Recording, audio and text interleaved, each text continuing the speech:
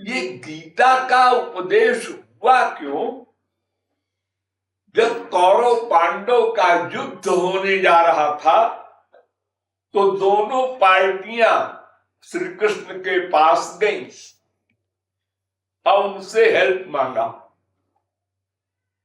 एक पार्टी का नेता दुर्योधन, एक पार्टी का नेता अर्जुन। तो दुर्योधन का तो राज्य था और तमाम राजा उसके अंडर में थे, और अर्जुन 5 पांडव। तो देखने में तो बहुत बड़ा अंतर है। लाखों की सेना और हथियार कौरवों के पास था, आइए 5 मुर्गी।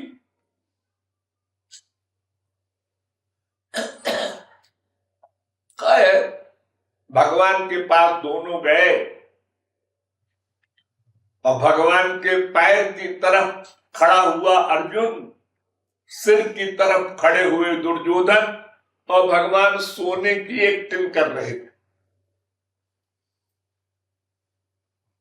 तो भगवान ने थोड़ी देर में आंख खोला, अर्जुन को देखा, पहले वो पैर की तरफ खड़ा था।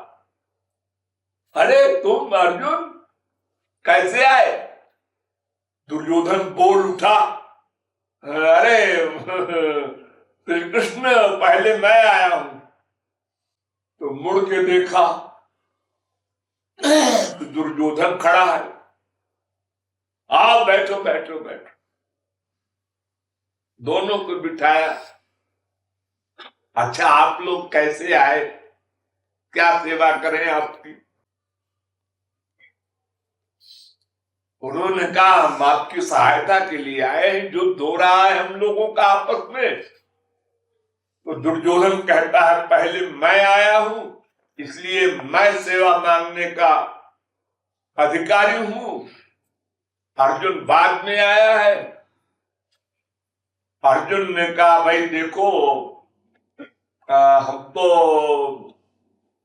बहुत थोड़े से लोग युद्ध में हैं, इनके पास तो बड़ा वैभव है, इसलिए हमारी हेल्प कीजिए। श्री कृष्ण ने कहा भाई देखो ये झगड़े की बात तो कभी तय नहीं होगी, दोनों हमारे रिश्तेदार हो, तो मैं एक का पक्ष कैसे लूं? ऐसा है कि एक पक्ष में तो मेरी 18 अक्षौणी फौज होगी, शस्त्र सहित कई लाख की फौज, और एक तरफ मैं रहूंगा बिना हथियार के। तो भाई आप लोग चुन लीजिए। तो अर्जुन ने कहा पहले मैं आपको चाहता हूं। दुर्योधन बड़ा खुश हुआ, ये बिना हथियार के रहेंगे, क्या इनकी पूजा करना है वहां? अगर हथियार युक्त श्री कृष्ण रहते तो चलो मान लेते भाई बहुत बलवान है, बहुत शक्तियां हैं, बिना हथियार के रहेंगे। और एक तरफ 18 अक्षौहिणी फौज हथियार सहित। दुर्योधन ने कहा महाराज हमको बस वही ठीक है, फौज दे दीजिए। कह ठीक है फैसला हो गया, आप लोग जाइए।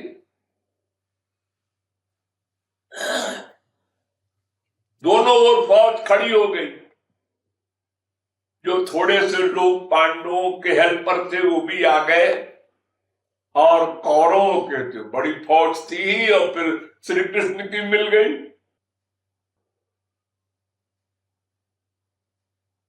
तो दोनों कुरुक्षेत्र के मैदान में खड़े हो गए। उसमें हाथी भी थे, घोड़े भी थे, ऊंट भी थे, सब प्रकार की सवारियां और सब प्रकार के हथियार थे, और देवताओं की शक्ति पा पा करके बड़े बड़े पावरफुल महापुरुष लोग भी थे। अर्जुन पांचों भाई महापुरुष थे, भीष्म पितामह, द्रोणाचार्य, कृपाचार्य, सब बड़े बड़े महापुरुष थे।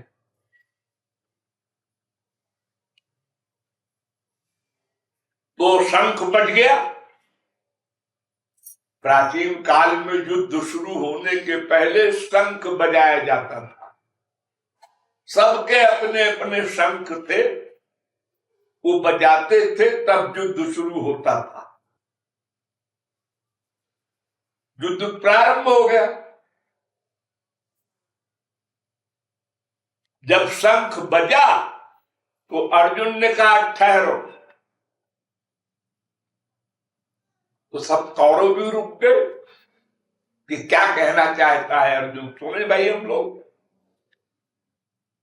कहा ठहरो अभी, और श्री कृष्ण से कहता है मैं युद्ध नहीं करूंगा, हम लोग वापस चले जाएंगे।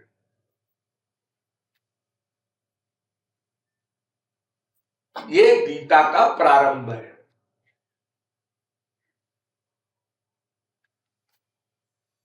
भगवान ने कहा क्यों नहीं करोगे, आखिर तुम हमारे पास आ गए थे हेल्प मांगने, और ये सब तैयारी हुई और शंख बज गए, अब अहन वक्त में कहता है युद्ध नहीं करेंगे, कुछ दिमाग तो खराब नहीं हो गया। उन्होंने कहा नहीं महाराज, दिमाग खराब नहीं है, सब नॉलेज है हमको, वेदों की, शास्त्रों की, पुराणों की। अच्छा बता क्यों युद्ध नहीं करेगा। अब दोनों पार्टी हथियार छोड़ के खड़े थे। तो अर्जुन ने कहा महाराज ऐसा है कि जितने हैं हमारे सामने शत्रु लोग, ये हमारे रिश्तेदार हैं, रिस्पेक्टेड हैं। कोई चाचा है, कोई ताऊ है, कोई दादा है,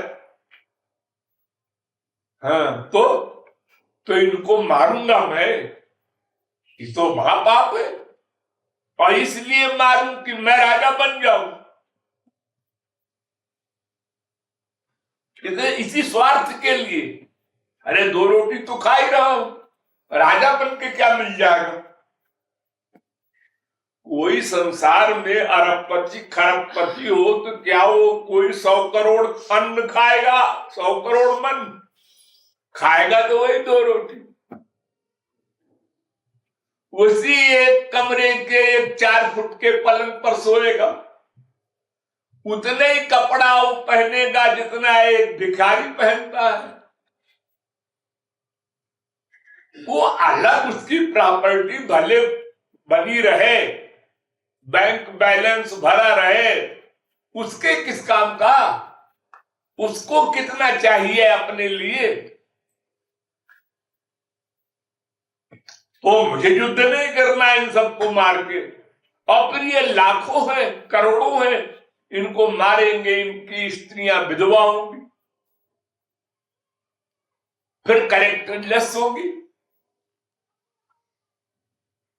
ये सब पाप मैं करूं राज्य के भोग के लिए, मुझे नहीं चाहिए ऐसा राज्य।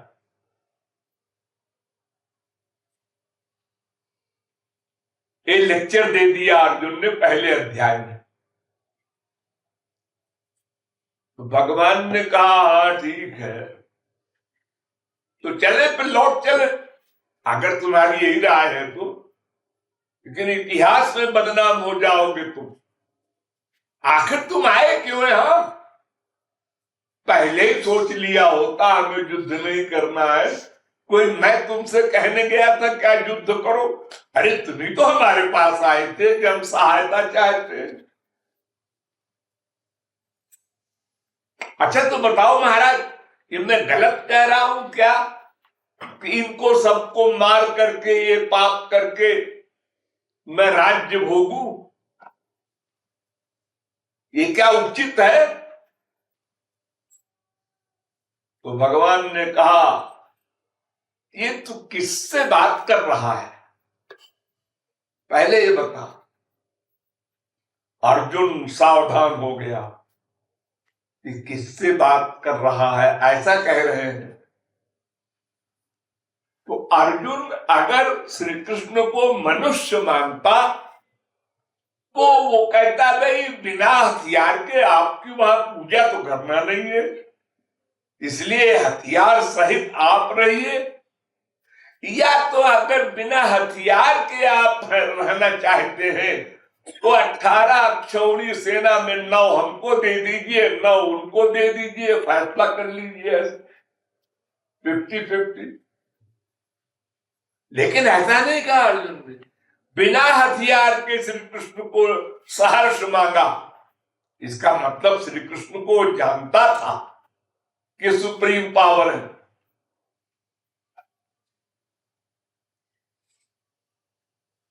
इसलिए उसने कहा कि महाराज मैं कोई आखिरी फाइनल बात नहीं कह रहा हूं, मैं तो अपनी राय बता रहा हूं कि इनको मारूंगा तो पाप होगा, नरक मिलेगा।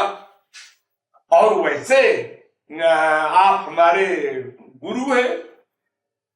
बड़ा चालाक था अर्जुन। उसने सोचा अगर हम भगवान कहते हैं इनको तो ये कहेंगे उपदेश भगवान से नहीं मिलता है, गुरु के पास जाओ, ढूंढो कोई गुरु और उससे आज्ञा लो, उपदेश सुनो, क्या अच्छा है क्या बुरा है वो बताएगा, क्या सही है क्या गलत है। उसने कहा शिष्यस्ते हम साधिमाम त्वाम प्रपन्नम, मैं आपका शिष्य हूं, आपको गुरु मानता हूं, तो आप बताइए मैं क्या करूं, क्यों करूं। अगर आप कहते हैं युद्ध मत करो अथवा करो तो क्यों, इससे साफ साफ जवाब दो उनको।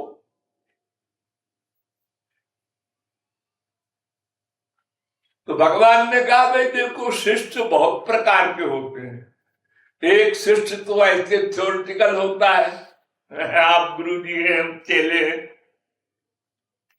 आजकल तो कान भी फुका लेते हैं लोग गुरुओं से, अब आप गुरु हैं हम चेले हैं, लो मोहर भी लग गई, धोखा दे रहे हैं सारे संसार में। और कहते हैं कि हमने तुमको दीक्षा दी। ये दीक्षा माने क्या होता है, मंत्र। मंत्र माने क्या होता है, हर मंत्र का एक अर्थ है हे भगवान आपको नमस्कार। कृष्णाय नमः, रामाय नमः, नारायणाय नमः, जितने मंत्र संप्रदायों के हैं चल रहे सबका एक मतलब है। संस्कृत भाषा में वो कह रहे हैं भगवान आपको नमस्कार है, भगवान हम आपकी शरण में हैं। तो क्यों जी, अगर जो आप बोल रहे हैं संस्कृत में ये मंत्र अगर हिंदी में हम कहें, पंजाबी में कहें, बंगाली में कहें, मद्रासी में कहें तो भगवान खुश नहीं होंगे क्या? भगवान के यहाँ भी भाषा बात चलता है। अरे तो अज्ञानियों के जगत में चलता है, हमारी ये भाषा नहीं जी। फिर वो बोलेंगे गुरु लोग, नहीं जी उस मंत्र में विशेषता है, वो सिद्ध मंत्र है हमारे गुरु के गुरु के गुरु के गुरु के, आदि गुरु रामानुजाचार्य के, वल्लभाचार्य इत्यादि के। तो जगत गुरुओं का आविष्कार है गुरु मंत्र। अच्छा तो ये बताओ कि ये रामानुजाचार्य और शंकराचार्य, वल्लभाचार्य जितने नाम आप ले रहे हैं इनके पहले भी तो गुरु रहे होंगे, इनके भी। हाँ तो आदि गुरु कौन था? ब्रह्मा। तो ब्रह्मा ने कौन सा मंत्र लिया था और किसने दिया था? ब्रह्मा नारायण का लड़का है, भगवान का लड़का है, भगवान की नाभि से प्रकट हुआ है। कहीं लिखा है वेद में ये मंत्र दिया उसके कान में भगवान ने? ये तो अभी 2-3 हजार वर्ष पहले की बात है। सबसे पहले शंकराचार्य हुए हैं 2-2.5 हजार वर्ष हुआ। इनके पहले भी तो हजारों संत हो चुके हैं, ब्रह्मा के लड़के भी, सनकादिक, परमहंस वगैरह सब। और फिर अगर आपके मंत्र में कोई चमत्कार है तो हम मंत्र लेने के पहले जिस पोजीशन में थे, जितना संसार में अटैचमेंट था, मंत्र लेने के बाद वो चला गया। अजी नहीं, पहले तो हम पढ़ रहे थे, उस समय मंत्र लिए थे, तब तो अटैचमेंट हमारा खाली पढ़ाई में था। फिर हमने ब्याह किया, एक बीबी आई, 2-4 बच्चे हो गए, नाती पोते हो गए, हम तो अटैचमेंट में मर गए। वो मंत्र वो जपते रहे। हाँ, वो गुरु जी की बात जपते रहे, मंत्र पूजा में उनके फोटो रखे रहे। तो तुमने गुरु जी से पूछा नहीं कि गुरु जी वो आपने जो मंत्र दिया है वो कुछ कमाल तो नहीं कर रहा है और हम गिरते चले जा रहे हैं? आधे गुरु जी से क्या पूछते हैं? हिम्मत नहीं हुई पूछने की।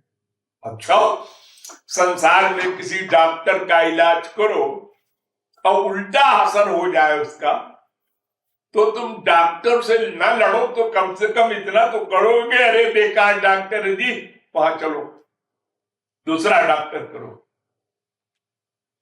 अरे नहीं, गुरुजी ने कहा है गुरु नहीं बदलेगा। ये लो, और लंबा बेवकूफ बनाया तुमको गुरु ने। अरे हर जन्म में तुमने गुरु बनाया होगा, अनंत गुरु हो चुके तुम्हारे, और फिर जिनको तुम आचार्य मानते हो, वे वल्लभाचार्य वगैरह, रामानुजाचार्य वगैरह के भी कई गुरु थे। बदला है उन्होंने एक ही जन्म में गुरु, और फिर मरने के बाद तो सभी बदलते हैं गुरु। जब तुमको फायदा नहीं हुआ और नुकसान हो रहा है, तो तुमने क्यों नहीं सोचा कि ये सब कुछ गड़बड़ है? इसने चेक तो लिख दिया, 1 लाख दिया, लेकिन वो भुना नहीं, बैंक में था ही नहीं कुछ उसके। ये तो धोखा हो गया, 420 कहते हैं इसको। हम उसको गुरु मान के उसके पूजा आरती कर रहे हैं। बड़े बड़े पढ़े लिखे, सोचते ही नहीं हमने एक गलत काम किया, ये फीलिंग ही नहीं उनको। तो अर्जुन बड़ा होशियार, उसने कहा हम शिष्य हैं और शरणागत प्रपन्नम, आपके शरणागत है, ऐसे वैसे शिष्य नहीं है कि नमस्ते कर लिया, कान पुका लिया, ऐसा नहीं। प्रपन्न है, पन्न नहीं, प्रपन्न, कंप्लीट सरेंडर। अच्छा, ऐसा गुरु मानता है हमको? हाँ, तो फिर अपनी बुद्धि क्यों लगाता है कि मांगूंगा तो ऐसा होगा, तो नरक मिलेगा, तो फिर तो तुझको आके जो अगर शंका भी थी तो पहले ही प्रश्न कर देता कि महाराज ये पाप नहीं होगा ऐसा करने से जो आप करवा रहे हैं। अरे मैं तो करवा नहीं रहा हूं अर्जुन, तूने ही आकर के हमसे हेल्प मांगी है, लेकिन जब आ गया तो तू कैसे कह रहा है पाप होगा?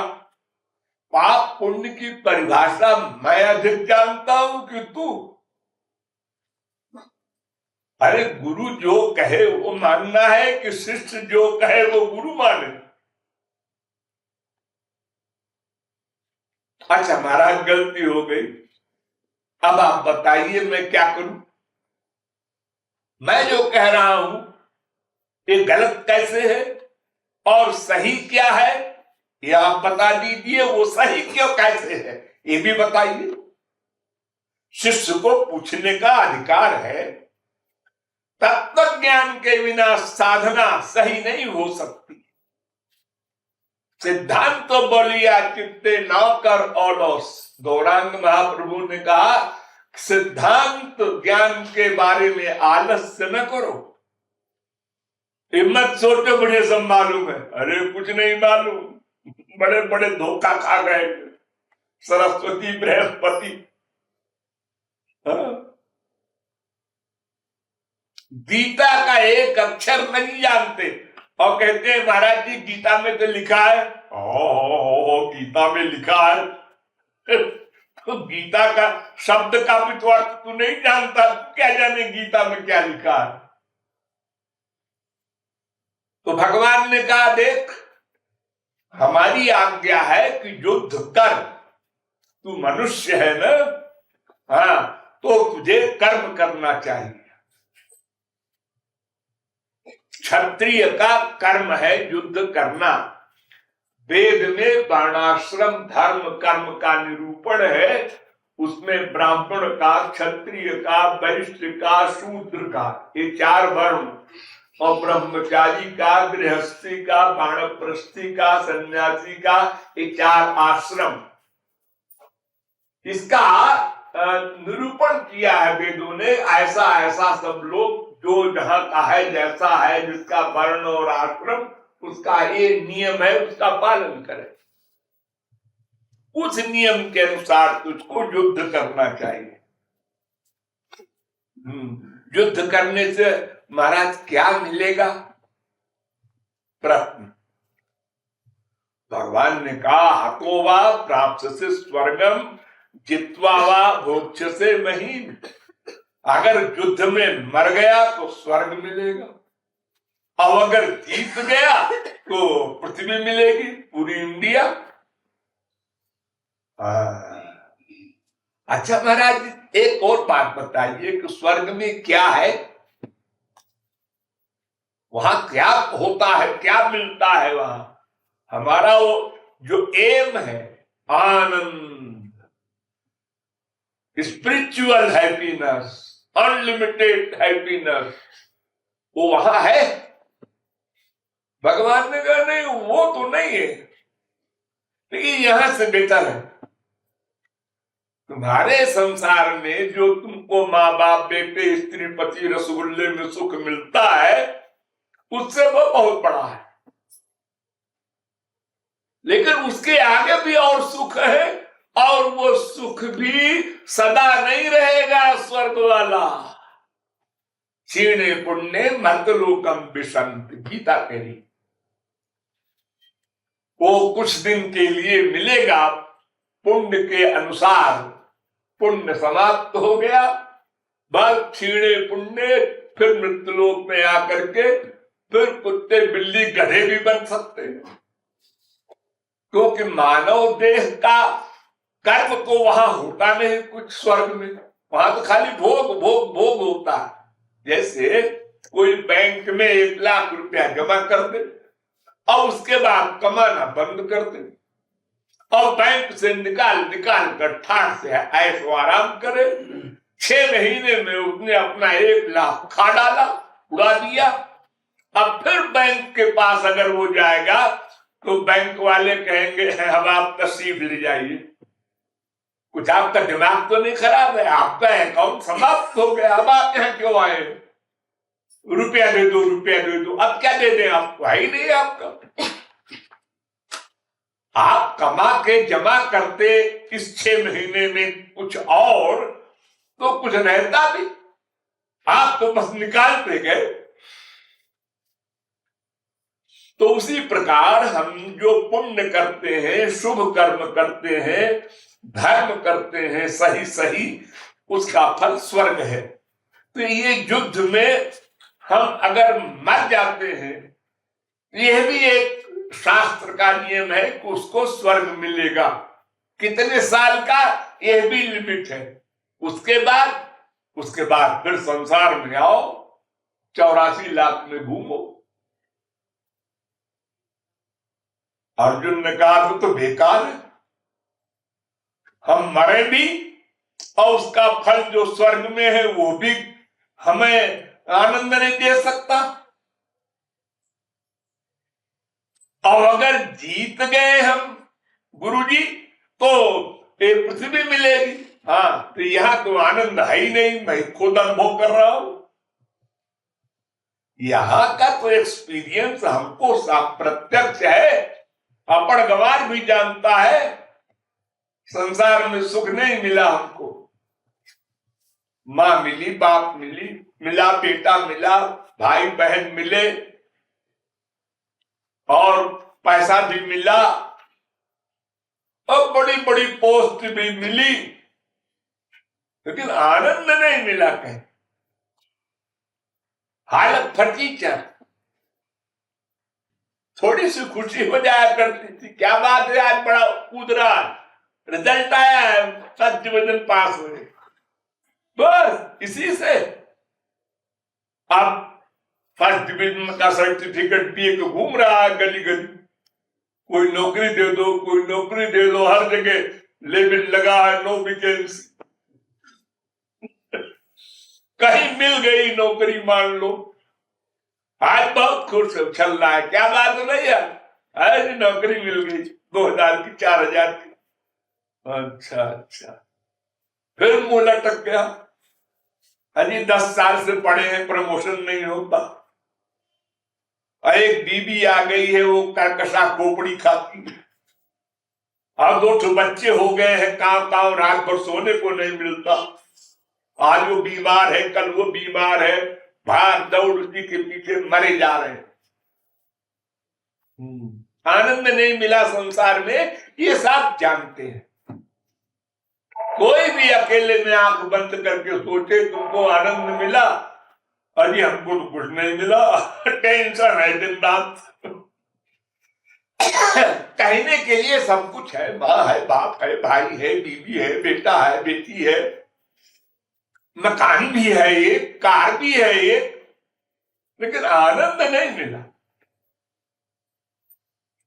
तो महाराज संसार में तुम आनंद है नहीं, हम स्वयं प्रमाण है, और स्वर्ग के लिए आप बता ही नहीं है, बता ही रहे हैं स्वयं कि शून्य पुण्य मर्दलोकम विशंति, पुण्य क्षीण हो जाएगा तो मृत्युलोक में आकर जन्म लेगा। हीन तरम विशंति, वेद कहता है मानव देह मिले ऐसी श्योरिटी नहीं है, स्वर्ग से सीधे कुत्ता बन के आवे, गधा बन के आवे। तो महाराज ये 2 बातें जो आपने कही, युद्ध करने के परिणाम दोनों बेकार हैं।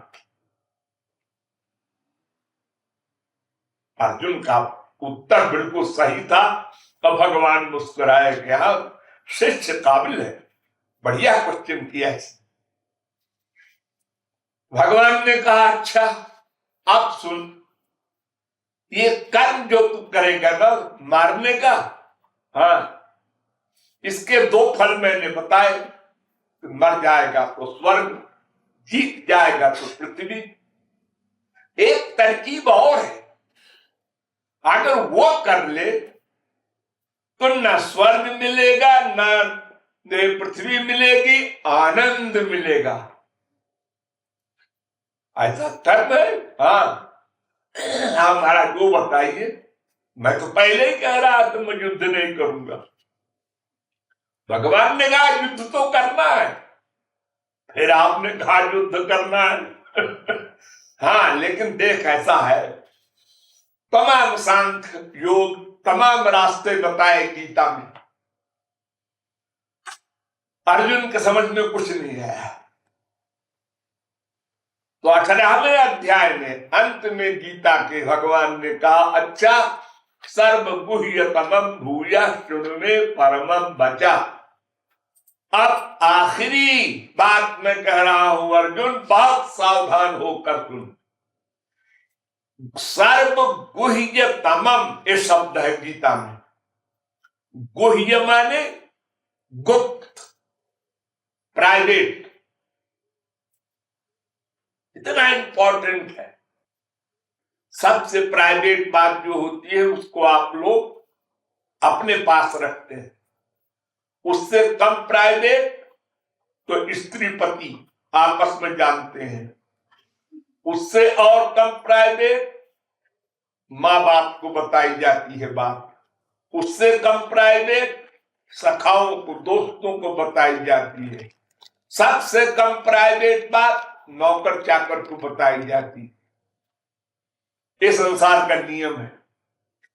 तो गुह्य माने प्राइवेट और गुह्यतर माने 2 में जो श्रेष्ठ हो, जैसे बेटर होता है, ए गुड ए बेटर, वो गुह्यतर है। और गुह्यतम शब्द संस्कृत में जो है उसका मतलब होता है बेस्ट, माने उससे बड़ा और कोई नहीं, सबसे प्राइवेट। और उसके पीछे लगा दिया सर्व, और सर्व गुह्यतम, यानी और अगर कोई मार्गावलंबी कहे कि हमारा भी गुह्यतम मार्ग है, तो भगवान ने कहा सर्व गुह्यतम भूया शृणु में परमम बचा। क्या? तस्मात् सर्वेषु कालेषु मां मनुस्मर युध्य च, हर समय हर जगह मेरा स्मरण कर, अपने गुरु का स्मरण कर और युद्ध कर। यानी मन का अटैचमेंट मुझ में रहे और फिजिकल वर्क संसार का हो, युद्ध हो और कोई कर्म हो, जैसे गृहस्थ में तमाम कर्म आप लोग करते हैं, सर्विस है, व्यापार है, तमाम घर का धंधा है, सब भी करो जो मन में आए, जो तुम्हारा वर्क हो अपना, सबका अलग अलग है, लेकिन निरंतर मेरा स्मरण करो, न तो तुमको न पाप छू सकेगा न पुण्य छू सकेगा। पाप छू लेता तो नरक मिलता, पुण्य छू लेता तो स्वर्ग मिलता, इसलिए तुमको 0 मिलेगा। और जो मेरी भक्ति करोगे जो मन से, उसका फल मिल जाएगा, मेरा लोक, मेरा आनंद, मेरा ज्ञान। और अगर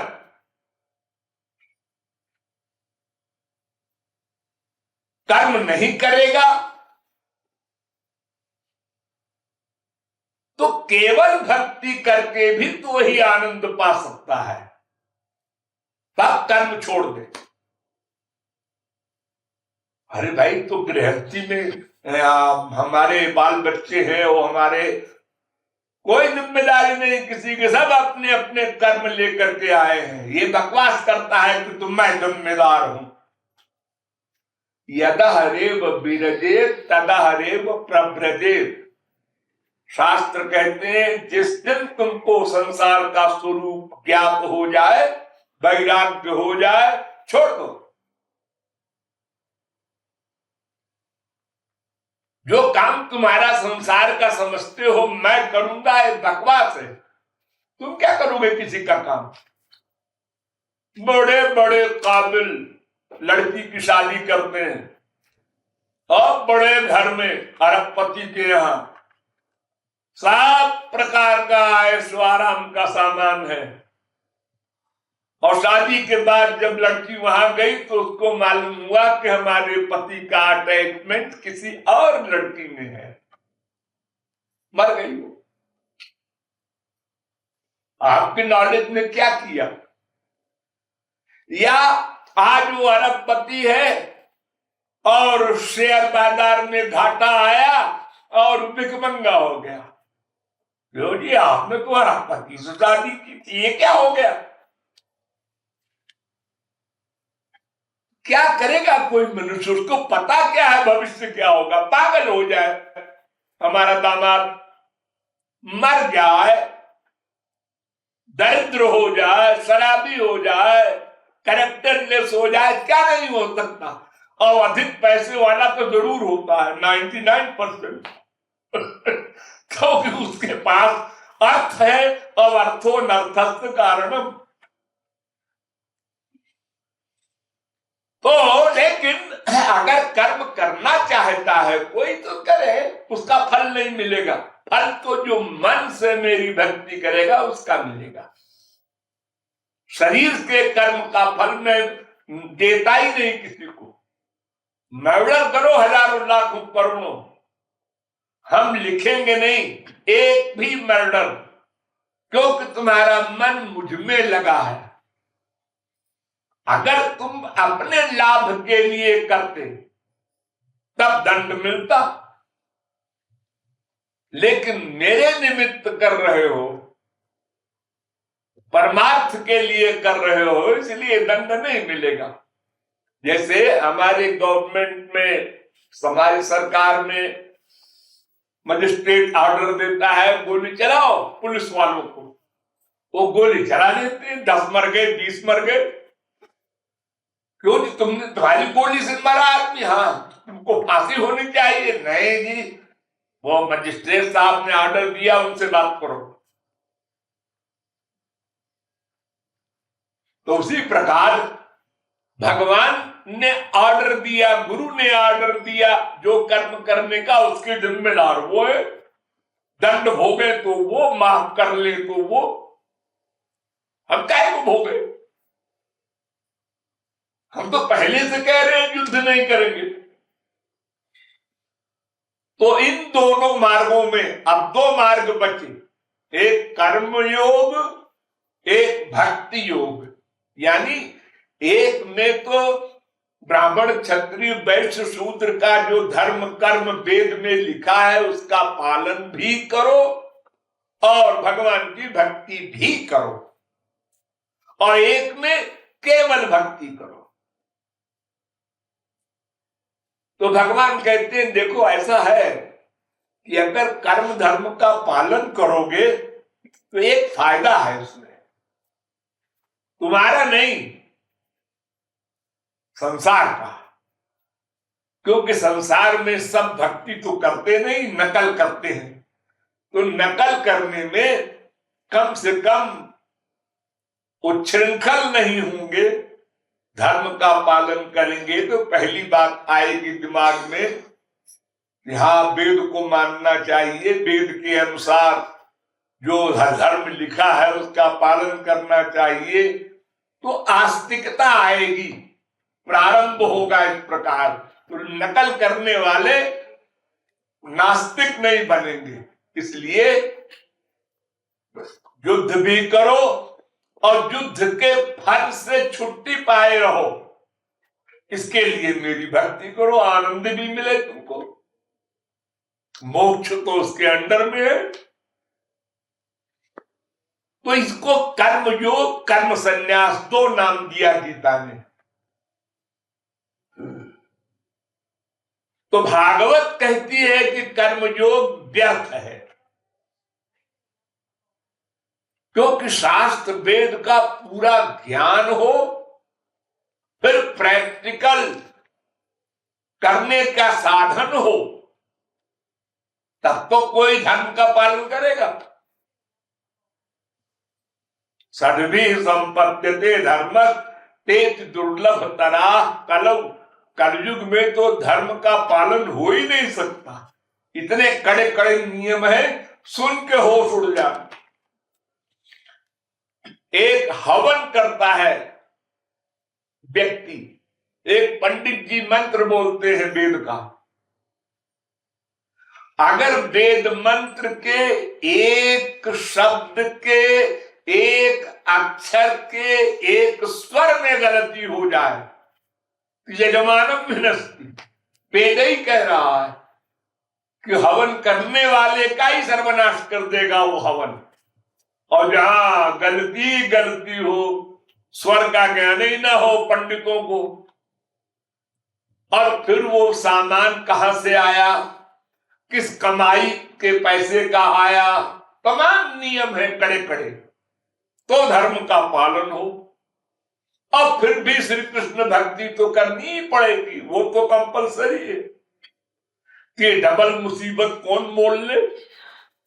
इसलिए जो हमारा कर्म है संसार का, फिजिकल, कोई बिजनेस करता है, कोई नौकरी करता है, कोई खेती करता है, अपना कर्म, ये कर्म करो शरीर चलाने के लिए, और मन से भगवान की भक्ति करो। यानी जो 10-12 में आपके मन का अटैचमेंट है, माँ बाप बेटा स्त्री पति और इंद्रियों के सुखों में, इसको डाइवर्ट करके भगवान कहते हैं मुझ में कर दो, बस इतना करना है। ये एक दिन में हो, एक साल में हो, एक जन्म में हो, तो तुम्हारे अभ्यास पर, उसकी स्पीड पर निर्भर है। कोई हवाई जहाज से जाता है दिल्ली, आधा घंटे में पहुंच जाता है। कोई कार से जाता है 6-7 घंटे में पहुंचता है। और कोई बेचारा अगर साइकिले से जाए तब उसको 8-10 घंटे लग सकते हैं। तो आपकी जो साधना की पावर है जितनी होगी तेज, उतनी जल्दी आप पालेंगे लक्ष्य को। तो इस प्रकार भक्ति योग के द्वारा हम अपने लक्ष्य को प्राप्त कर लेंगे और कोई तमाम नॉलेज और तमाम साधन धर्म कर्म के उसकी आवश्यकता भी नहीं पड़ेगी। ये गीता का सारांश है। और जहां गीता समाप्त हो जाती है वहां से भागवत प्रारंभ होती है। धर्म प्रोज्झित कैतवः, ये पहला श्लोक है भागवत का, जिसमें धर्म सर्म ये अर्थ काम ये और मोक्ष ये चारों नर हैं। इसके आगे धर्म अर्थ काम मोक्ष ये 4 वर्ग कहलाते हैं। इनके आगे और दिव्य प्रेम, ऐसा आनंद वो चाहते हो तो ये धर्म सर्म की बीमारी छोड़ो, केवल श्री कृष्ण की भक्ति करो। ये भागवत का ज्ञान है। तो गीता के ज्ञान के अनुसार भी श्री कृष्ण की भक्ति सबको करनी पड़ेगी। साथ में कर्म करो, चाहे वेद शास्त्र का चाहे न करो। और भागवत के अनुसार श्री कृष्ण भक्ति करना है और शरीर के निमित्त जो कर्म है वो भी करना होगा, वो तो कंपलसरी है।